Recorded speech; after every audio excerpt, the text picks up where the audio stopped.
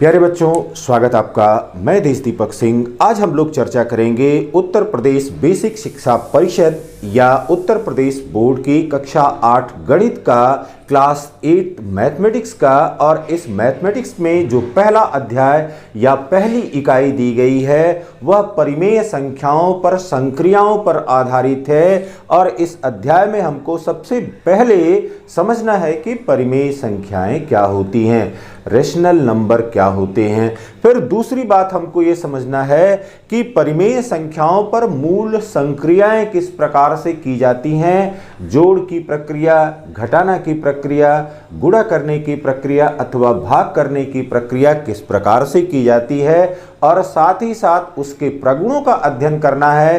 प्रगुणों के अंतर्गत हम क्रम विनिमय नियम का, वितरण नियम का, साहचर्य नियम का, इन नियमों को देखेंगे कि किस प्रकार से हम इनका इम्प्लीमेंटेशन या उपयोग रेशनल नंबर के लिए या परिमेय संख्याओं के लिए कर पाते हैं। फिर परिमेय संख्याओं का क्या निरपेक्ष मान होता है, absolute value of rational number क्या होता है।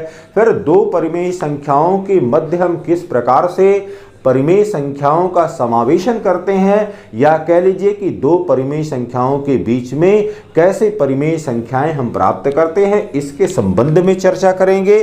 फिर परिमेय संख्याओं का क्या दशमलव रूप होता है, कैसे हमको डेसिमल रिप्रेजेंटेशन करना होता है, उसके संबंध में चर्चा किया जाएगा। इसके पश्चात दशमलव संख्या को कैसे परिमेय संख्या के रूप में व्यक्त किया जाता है, इसके संबंध में इस पूरे अध्याय में चर्चा की जाएगी। अब यहाँ पर देखिए, परिमेय संख्याओं के संबंध में आपको पता है कि ऐसी संख्याएं जिनको हम P/Q के रूप में या P/Q के रूप में प्रदर्शित कर सकते हैं, Q का मान शून्य न हो और साथ ही साथ P और Q यह पूर्णांक हैं या इंटीजर हैं, ऐसी संख्याओं को हम परिमेय संख्याएं कहते हैं। फिर यहाँ पर सबसे पहली जो प्रक्रिया हम देखेंगे वह परिमेय संख्याओं के योग से संबंधित है, एडिशन ऑफ रेशनल नंबर।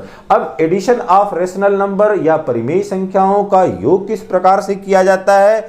अब यहाँ पर पहली प्रक्रिया हमारे पास हो सकती है, या जो पहले प्रकार का प्रश्न हो सकता है कि जब दोनों जो परिमेय संख्याएं दी गई हैं उन परिमेय संख्याओं का हर समान हो। जब हर समान होता है तो योगफल अंशों के योगफल बटे समान हर के बराबर होता है। यदि P/Q यह एक परिमेय संख्या है और दूसरी परिमेय संख्या R/Q है, क्योंकि यहाँ पर हर समान है Q, तो यहाँ पर आपने नीचे लिख लिया Q और P और Q को या जो अंशों का योगफल है उस अंशों का योगफल लिख करके परिमेय संख्या का योगफल प्राप्त कर लेते हैं। और इस प्रकार से जो परिमेय संख्या प्राप्त हो जाती है उसे सरलतम रूप में व्यक्त कर दिया जाता है।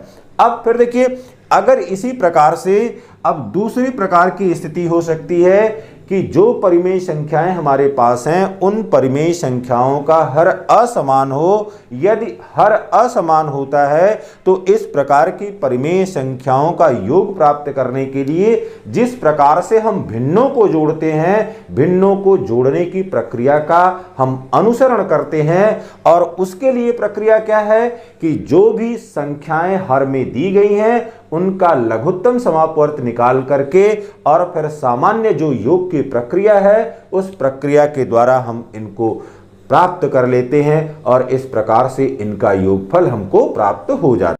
अभ्यास 1A का जो पहला प्रश्न दिया गया है वो कह रहा है कि सरल कीजिए, और इसमें पहले भाग में कह रहा है कि 4/5 प्लस ब्रैकेट में -2/5। अब यहां पर देखिए बेटा, यह दिया गया है 4/5 प्लस -2/5। अब यहां पर देखिए, सबसे पहले अगर इस तरह से परिमेय संख्या दी गई हो तो उस परिमेय संख्या में हमने यह देखना है कि क्या इनका हर समान है। तो अब ये हम देखते हैं अवलोकन करने से कि यहाँ पर हर क्या है, हर यहाँ पर समान है। दोनों में यहाँ पर भी 5 दिया गया है, यहाँ पर भी 5 दिया गया है। तो समान हर वाली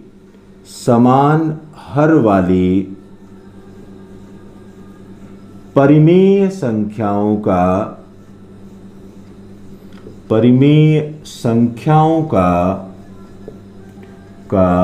योगफल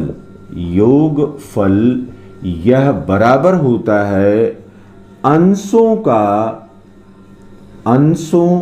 का योगफल बटे समान हर। अब यहां पर देखिए समान हर के रूप में क्या दिया गया है, यहां पर समान हर के रूप में दिया गया है 5। अब यहां पर देखिए अंशों को अब देख लिया जाए, अंश में है 4 प्लस और ब्रैकेट में है -2, तो यह बराबर हो गया 4 - 2 बटे 5 और 4 में से 2 गया तो ये हो गया 2 बटे 5। तो यहां पर परिणाम के रूप में हमको 2 बटे 5 प्राप्त हुआ।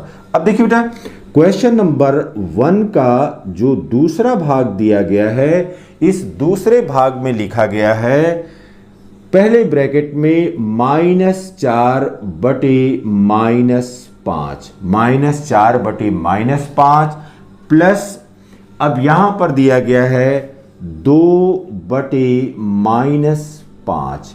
अब यहां पर देखिए ऊपर भी माइनस दिया गया है, नीचे भी माइनस दिया गया है, यह दोनों कैंसिल हो गया, तो ये हो गया, यह बराबर हो गया 4 बटे 5 प्लस यहां पर हो गया 2 बटे -5। अब ये देखिए यहां पर हर में ऋण है, तो हर में ऋण है, अब इसका मतलब है कि इसके अंश और हर दोनों में -1 से हम गुणा कर दें।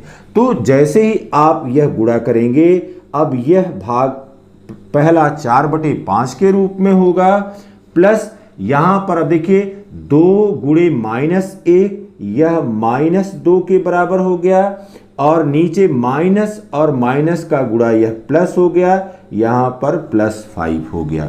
फिर यहां पर अब समान हर के रूप में क्या दिया गया है, समान हर के रूप में यहां पर 5 दिया गया है। अब फिर देखिए अंशों का योगफल, अब यह बराबर हो गया 4 प्लस और ब्रैकेट में -2 और यह बराबर हो गया 4 - 2 बटे 5 और यह बराबर हो गया 2 बटे 5।